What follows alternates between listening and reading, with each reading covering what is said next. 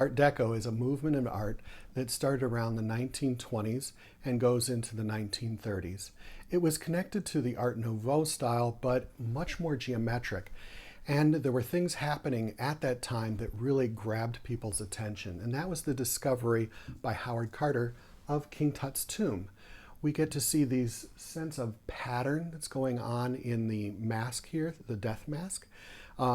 And there were other cultures that were also being discovered through archaeology that was making its way into art. So things were happening in the Middle East, in Asia, in Mayan art, and it was starting to combine into this movement of Art Deco. But they weren't trying to copy those other styles. They were just taking the design elements and then incorporating those into the artwork. You may be familiar with some pop culture references like The Great Gatsby, a relatively recent movie, or older than that is The Wizard of Oz. The City of Oz is just a masterpiece of Art Deco artwork. So if you see the original one, then you will definitely become familiar with this idea of Art Deco.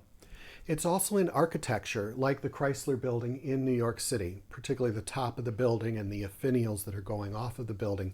They all look like they're sleek and fast. It almost looks like the building could take off like a rocket ship. Even common everyday objects, like a vacuum cleaner or a radio, look like it could go fast. So there was this idea of technology, of moving forward after World War I, and that was making its way into design and into art.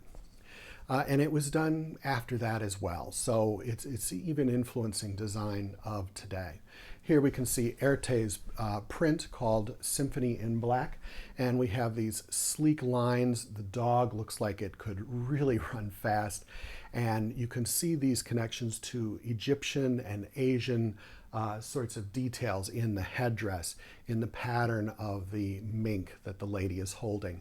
There's something very designy about it, but also sort of ancient and connected to the modern time. So they're making this bridge, which is really interesting stylistically.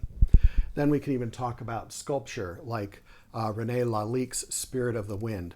Again, this looks like the front for a car, like one of those cars from that time where the hair is just spread out backwards. It looks like it's going fast. It is moving forward. It is going into the future. So it has this futuristic sort of look to it, but very angular and geometric. So we're starting to make those kinds of connections. Angular and geometric might get you thinking about cubism, and that is true. This is sort of happening around the same time that cubism is becoming popular, but this is more of the design aspect of it, so we're calling it Art Deco. Another famous artist of this time is Tamara de Lempicka, and this is the musician. You can see this way that she kind of broke up the figure into a little bit of this geometric. It isn't as geometric as cubism. We can still see these rounded folds. The buildings in the background start to look like they're fast, they're sleek, they're design. And this is kind of the culmination of Art Deco in fine art. And it just has this wonderful energy about it. And she is definitely one of the masters of that particular style.